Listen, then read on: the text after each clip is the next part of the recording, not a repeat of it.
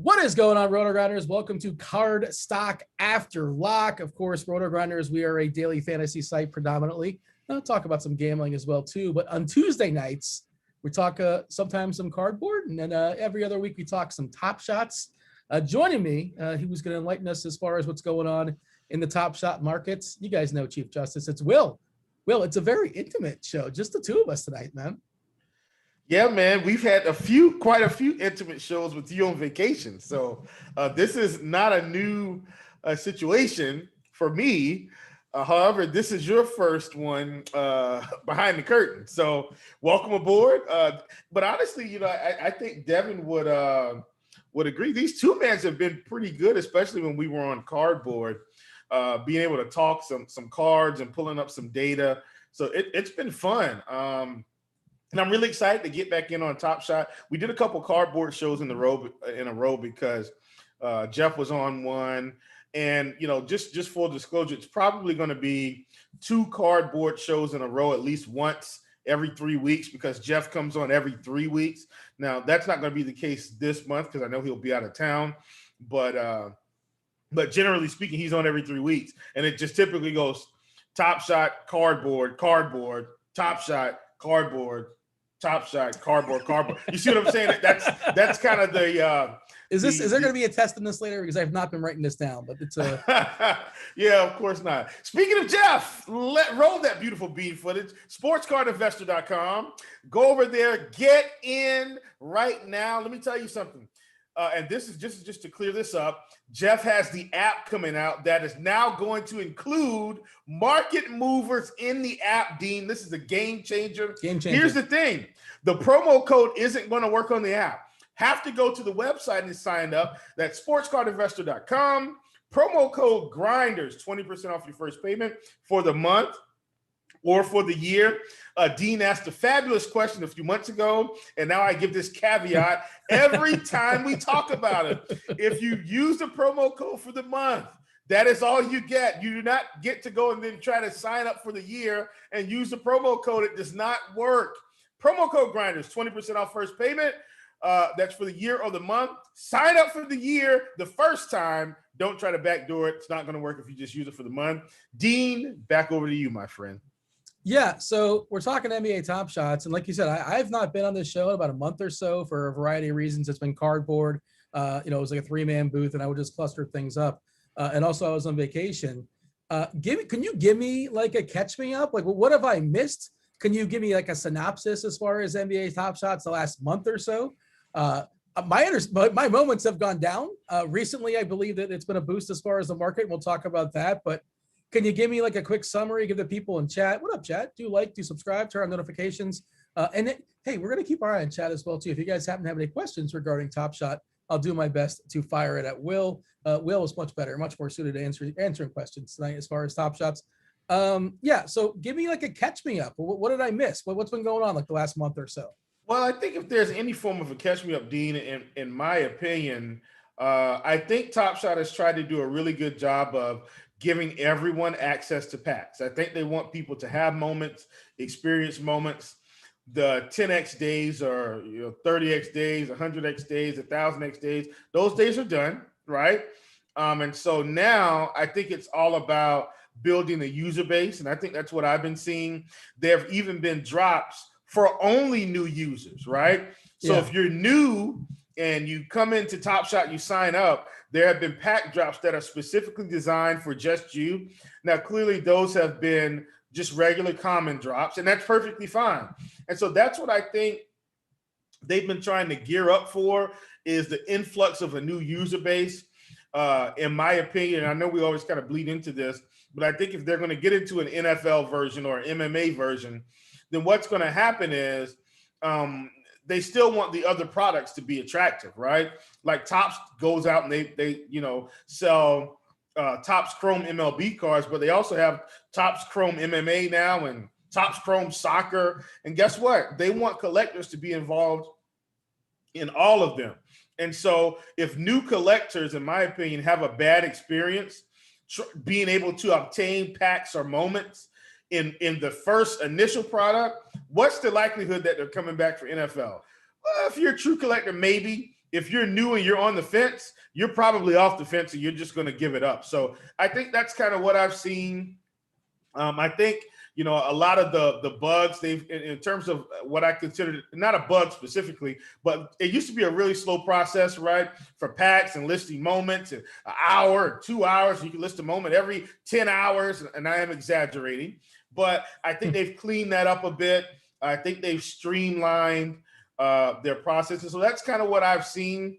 And, I know some people probably think that, Top Shot is old news, but I still think there are plenty of fans that are going to get involved. And once the utility factor hits the shelves, I think it's going to be fantastic.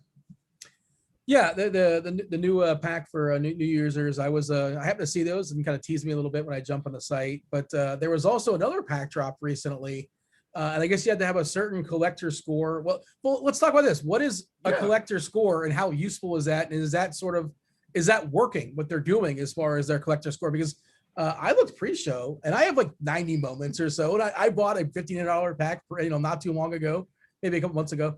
I don't think I would have been worthy. My collector score, I do not believe, unless I'm looking at the wrong thing, was high enough. They don't want to take my American dollars. Well, the thing is, Dean, I think this collector score is a way, I almost consider it almost like a reward system, right? You go to Chick-fil-A, the more you buy from Chick-fil-A, you get more points, and then they move you up, normal, silver, platinum, exclusive, however they do it at Chick-fil-A.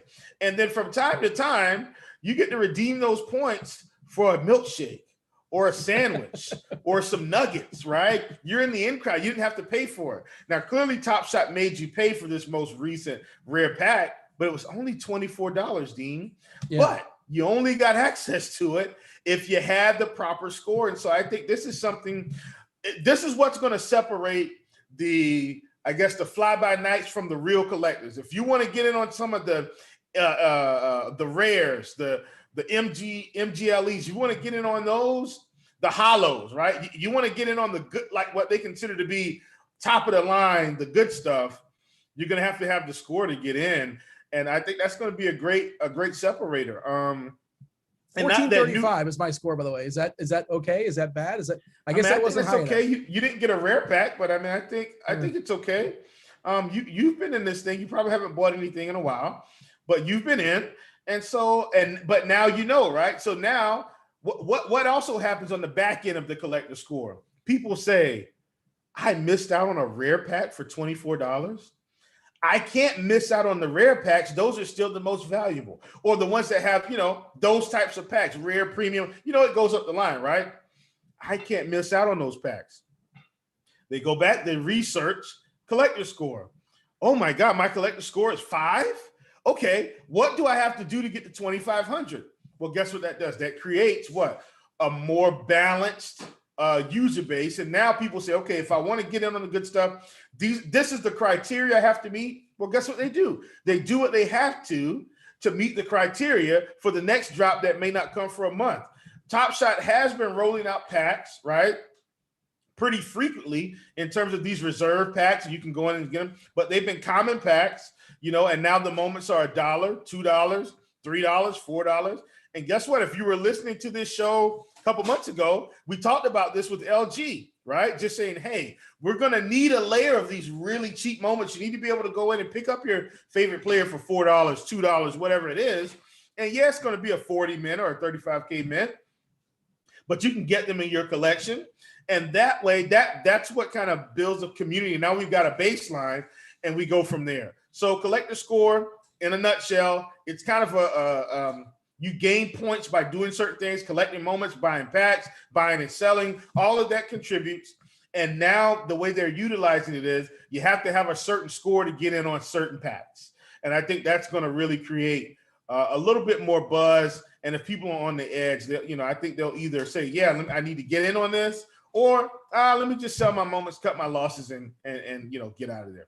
It motivated more purchasing in the market. So I remember there was a couple months ago. Well, let's see, Dean. Let's see, Dean, if you don't mind. Devin, roll that beautiful bean footage, because I do have that pulled up in terms of what the market has looked like. And so if you look, when was that pack drop? What was the date on that, Dean? Do you remember? Was it yesterday or the day before? A couple year ago, it was yesterday. Yesterday. Yeah. And so if you look at June 7th, right? I mean, look at kind of the days here leading up, and we had a big spike in on May 22nd. That was a whole lot of transactions, but leading up to it, down there, down. And then, we had some low transaction activity or lower, let me say lower. But then you look, June 4th, June 5th, June 6th, June 7th, and June 4th and June 7th were similar. But then today, now we're at, June 8th, and we see a big spike there. A lot of that is probably because people that didn't get on the rare, maybe buying extra moments, or perhaps, Dean, as we've just recently discussed, they're now preparing for the next wave. They say, hey, I want to get in on the rare pack the next time. I need to go out and buy up as many moments as I can to try to get my score up. Let me ask you this. If I remember correctly, correct me if I'm wrong, wasn't it like a couple months ago or so where they would take the screenshot and then they'd say, this is your collector score, and then you couldn't move it. You couldn't change it for the next upcoming pack drop. Now, is that something that has changed where they say there's a pack drop coming up and you have to have this particular score? And if you're only like a 500 points or 100 points, whatever it may be behind, and then all of a sudden it's like, well, I'm going to buy a couple more moments here and there, get my, get it so I'm eligible for the pack drop. And that feels different than it was previously, where it's like, here, this is the screenshot, this is your number, it is what it is, nothing you can do about it. You understand what I'm asking? Does that make sense? Yeah. Fair question, Dean. I think on this one, the cutoff was around 12 p.m. Eastern time or 12 p.m. Pacific time, I think, for when they would count the score. So you had until that day at 12 p.m. Pacific, I think, to get your collector score where it needed to be to qualify for that particular pack drop. So it is similar, right? They were taking screenshots, but now I think collector score, I like it. I like what they're doing with, but yeah, to answer your question, there's a cutoff time, and this particular drop, the cutoff time was that same day, 12 p.m. Pacific. And so would you say it was a success overall? Yeah, I think so. And look, here's what I like about Top Shot. They're not just sitting around twiddling their thumbs, right? They're trying to make this a really good user experience. And I think what happened is I think they realized that maybe people weren't enjoying it as much. Now, part of it is because they were, the people that got in early weren't enjoying their same amount of profits, right? And I think now the market's stabilizing a little bit. They're saying, hey, this player is not worth $20,000. He's worth like $50 as an example, right? And that's good, because now, guess what? When you get a moment, it's a lot more measurable. I can't just get, a LaMelo Ball rookie at a 40K mint and sell it for $1,000. It doesn't work like that, right? Those moments aren't worth that. They're worth $40 or whatever it is. I think that's given Top Shot a lot more stabilization. And so I think they're doing a great job. I like what they're doing. I'm glad that they're trying to create a really good user experience. And I think we can see that whether or not, we agree with everything they're doing. I can see that they're trying to make real-time changes to make this a great product for everybody. Are you eligible for, I guess I have a reserve pack for the playoffs on the 11th. It's only a $14 pack. Is that for you reserved? Yeah. Which Good is like for you, Dean. You won't open that pack until the Super Bowl.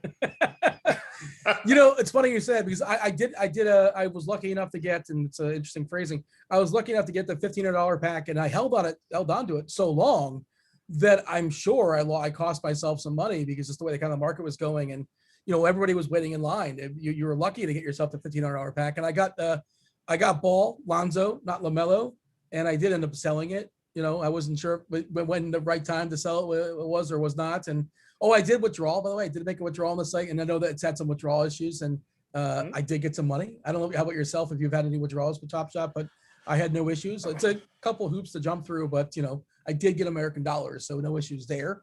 Yeah. But tell me about this upcoming pack drop for $14. It's the playoffs. Is there anything special here? I assume it's moments that are happening in not in real time, but that have happened in the first round. Yeah, I don't think it's going to be anything special. It's pretty much a common pack. With the playoff moment, is probably going to be a lot less of a mint, right? So that's what I think. But guess what? At the end of the day, Dean, in any collector's cardboard or Top Shot, it's just fun to rip some packs, whether digital or not. And so, at $14, I don't mind throwing $14 to grab a pack, or another $9, or whatever we need to do to get in there. $24, $100. If you're in it and you enjoy it and you think long term it's the future. Dean, what if we start to be able to, as we've talked about with the utility, trade some of these moments for tickets? Man, I will be collecting Charlotte Hornets out of the wazoo, and I need to just go ahead and start now in preparation for next season, because if that's something that's going to happen, I mean, is that been floated out there? Is that somebody throw that idea out there? Is that possible? Maybe. I think that's just an idea. Yeah, that's just an idea. But for me, and now that I'm talking to myself, I need to just start loading up on all Charlotte Hornets moments, everything in the event, because I am a true Charlotte Hornets fan, right? If I can trade some Gordon Haywards for some tickets, man, I'm doing it in a heartbeat. Are Hornets tickets expensive? I feel like as the NBA ticket price goes, I would imagine it's on the cheaper side, but I don't know. But in my head, it is. I went to one game this year because clearly it was COVID, a lot different. Sat behind the backboard, in the lower level, pretty good seats. And it was $100 or $200 something a ticket. Now, let me say this. I usually, Dean, sit in what they call the royal boxes. Oh, of course. Only the best. Well, what it is, and it's really unique. It's basically like your own little space. It's not a suite. It's your own little space, but you don't have to pay for food or drinks or anything. They have all that there. And usually it's like a buffet and good food too, like mashed potatoes, roast beef, steak, stuff like that. And you just go and you can eat what you want. They have cakes and pies and all that stuff. And so it's a really good experience to be able to have like a real meal, Dean, like a real meal. And you take that to your space, your royal box. You sit there, they've got a TV in front of you so you can watch it if you want to. But you're right there on the floor. You can see the game clearly. It's very close. But they've got a TV if you want to watch the game, hear some commentary. And it's a fun experience, man. So that's usually what I do. Unfortunately, it made no sense for me to spend money for the Royal Box because there was no food this year. So that's why I just sat, in the lower level behind the backboard and did it that way. They can't even throw up some chicken, I guess, for precautions and all that, I suppose. But yeah, I mean, they had regular concessions, but they didn't have all the perks that you usually have, even in the suite. When I called the guy, because I would have gotten a suite too, but he said, we're not really doing food. So it's kind of like you get the suite with the chairs and they're cushy, little cushy recline chairs, but no food. Dean, I'm not paying the extra money when I'm not getting the food. I want the food. Understood. Well, we got some people in chat talking about how alive Top Shot may or may not be. If you guys have any questions, feel free to fire them off. We're just sort of, we're just kind of having a free flow conversation at this point. What do you see? Have you noticed anything as far as teams being eliminated? Like, have Lakers prices gone down? Has Dame Lillard gone down? Or maybe some people are speculating on Lillard because maybe he lands in a better opportunity, and supposedly he's teased the potential of wanting a trade. And I don't know how easy it is for him to get out of his contract there in Portland, but imagining Laker fans in their dreams thinks that he's going to join the Lakers. I'm not really sure how that works for cap reasons, but have you noticed anything as far as the price of individual players, or maybe teams that have been eliminated, or maybe teams that are thriving that maybe it was kind of unexpected? Well, for me, Dean, and I'm just being honest with you, I'm in off-season mode with NBA Top Shot. And what I mean by that is this. I'm probably not going to be buying a whole lot of moments until the season ends. Because my anticipation is that when the season ends, we'll probably get some pretty good discounts. Now, I was close to pulling the trigger on a LaMelo Ball the other day, one of those rookie moments. I think they were down to 600s. 600s, Dean. What was it at before? You remember? It started in the two. Well, at one point, the LaMelo was 4K. Yeah. But Top Shot was in all of its glory early before everybody got in. So it was like 4K. They started trending down. And then most recently I saw it, I think it was around 1,100, 1,200, 800. Then it just plummeted like 600, right? So that's kind of where we are with that. So I'm just kind of going to wait and see. If it goes back up to 800, I still feel fine about that. But I think at 600, maybe in the offseason, I can get it for 200, 300, 400. If I can do that, I will absolutely pull the trigger. But I'm just kind of waiting to see where the prices go. And Dean, I'm very diversified. You guys know my background. So I've been most recently, and I know this doesn't have anything to do with the show per se, but most recently I've been buying a lot more cryptocurrency because the market it's been down. And so I'm of the philosophy that you buy the dip. I think that's how you. But here's the thing: I don't buy the dip and then it goes up $1,000 and I sell either. That's not what I do. I buy the dip so that I can hold long term, and I think that translates somewhat to Top Shot, right? If you buy, and clearly I may sell some moments earlier than others, but if you're able to buy the dip during the off season, well, guess what happens, Dean? As you get ramped up for NBA, you can say what you want. Moments will start to increase in value. Now, I'm not saying it's going to be 1,000x, but I'm saying if I buy a LaMelo Ball moment, rookie moment, for $400, let's say it gets down to $400, Dean, I pull the trigger. We've seen it at 1,500, and if Charlotte comes out on the gangbusters train, and LaMelo Ball is a big part of that, I do think the value of his moments will increase. So that's kind of what I'm looking to do in the offseason. Well, that's the tricky thing. You talk about buying the dip, and I know that's something everybody says on Twitter. And by the way, I feel like Twitter is going to revoke or like deactivate my account because I'm one of the few people. I don't have a hot take as far as crypto. I just don't know. I just plead ignorance, and I'm not sure if it's a good. I don't have a strong opinion on it, which I feel like I should.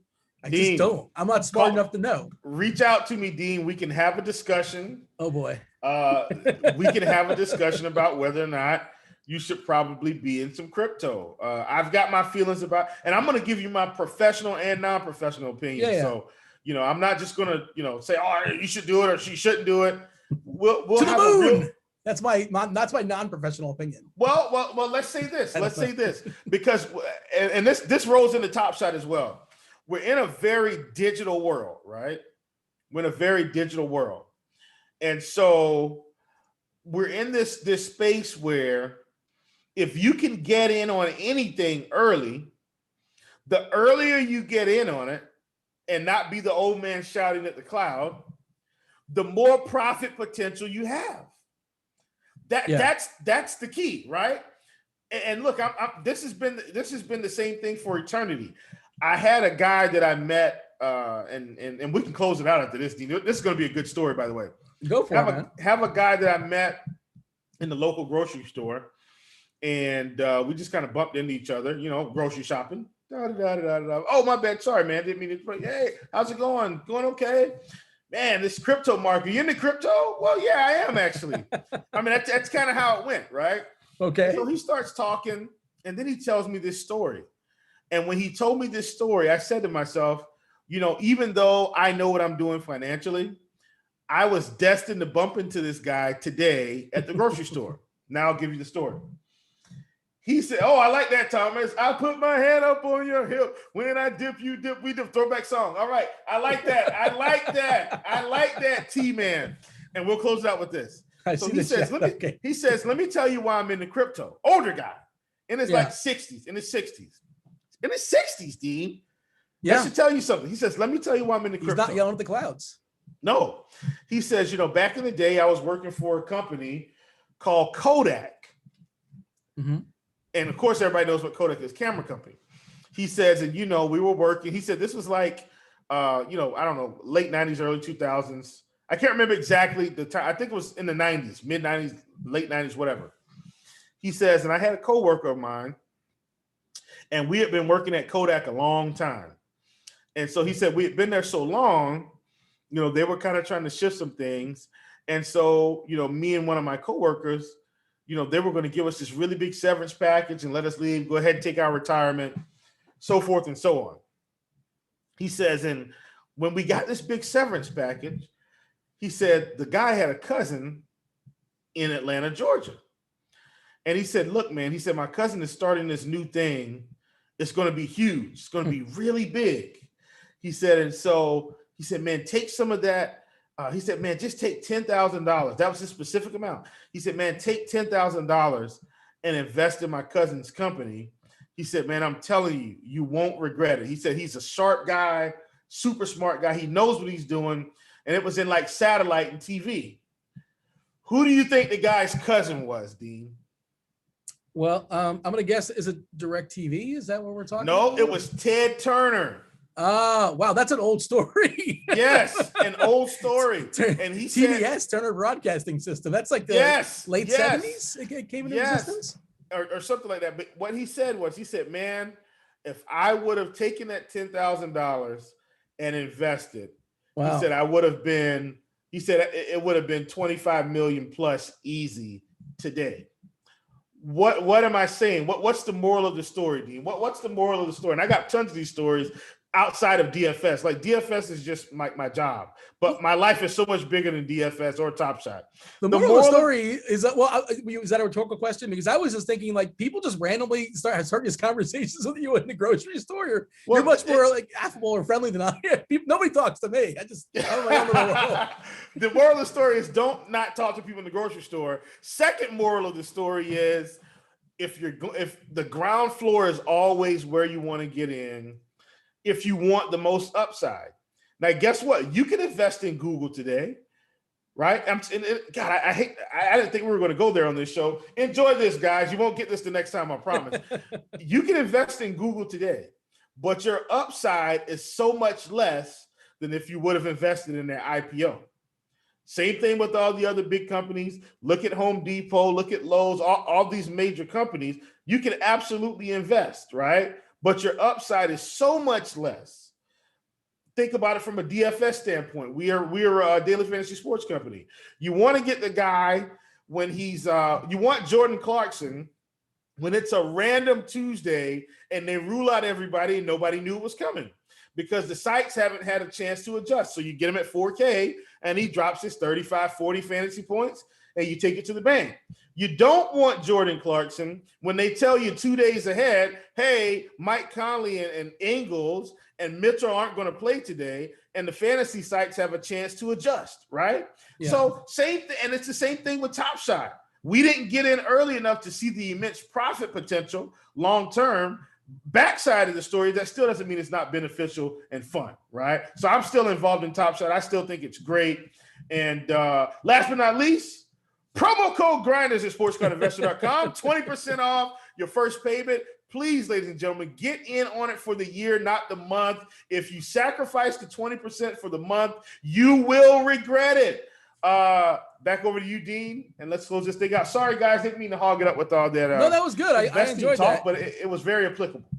Well, my only retort would be like, are we still in the IPO stage or kind of close up to the IPO stage for Top Shot or even for crypto? And I know it's not a crypto show, but like, you know, when the thing is like, once the saying is like, once your friend tells you about X or, you know, it tells you about the crypto, it tells you about Top Shot, it's already too late. Some people say that's not necessarily true. Well, obviously, it's too late for some. It's too late for some, right? Like now it's like you're going to spend a lot of money if you want to get into Bitcoin in terms of actually owning at least one Bitcoin, right? Because it's trading at, I think it was around 30. Well, it took a really big dip today. It's probably around 33, 35 now. By now, I'm sure. Same thing with Ethereum. Ethereum is in that $2,300 range. But there's plenty of crypto that's out there that are good companies that are $1 or $15 or $20 or, you know, 15 cents. Dogecoin? Well, I still think Dogecoin has upside. No, but here's the thing, Dean. And gosh, we got to get out of here. At the very least, Dean, if Dogecoin goes back to 72 cents, if you bought $1,000 worth of Dogecoin right now, you'd at least, at the very least, double your money. At the very least. So, you know, there are plenty of companies out there, but this isn't a crypto show, and we're not going to have a crypto arm of RotoGrinders. It's just the talk was applicable to what we were talking about today. I haven't thought about Kodak in forever, and I just Googled them. Their stock's down 27% in the last 5 years. I didn't know Kodak was still a company, like since still the phones. kicking. Yeah, good for them for adjusting, but like it looks like they're losing some money unless I hit the wrong Google machine. It's a totally different Kodak company, but I think it's the same company. Doesn't matter. Next week, I presume, as per the schedule you ran down, we're talking cardboard. Is that correct? Absolutely. We will be talking cardboard next week. Please come and join us. Oh, also, secondly, article will be released tomorrow. I've got a fine piece on Ronald Acuna cards, cardboard, and I think you guys are going to like it. You're going to see some really good things in there. So be prepared for that. That's going to drop tomorrow afternoon. It's going to be fantastic. I had a really good time writing this article. Devin's already done the graphics for it. So thank you so much, Devin. And I'll probably have you some more graphics tomorrow for the next big thing. But we will see you guys real soon. And thanks for joining us. Yeah, do hit the like button on your way out. Subscribe, turn on notifications. Obviously, the channel is predominantly DFS, Daily Fantasy Sports. There's also sports gambling, but yeah, we do touch on this once a week. And there is obviously plenty of crossover as well. That said, this was Card Stock Afterlock. The kids call it Castle. That was Will, Devin producing. Much appreciate Devin for holding it down for us. I was Dean. Thanks for watching. We're out of here. Holler.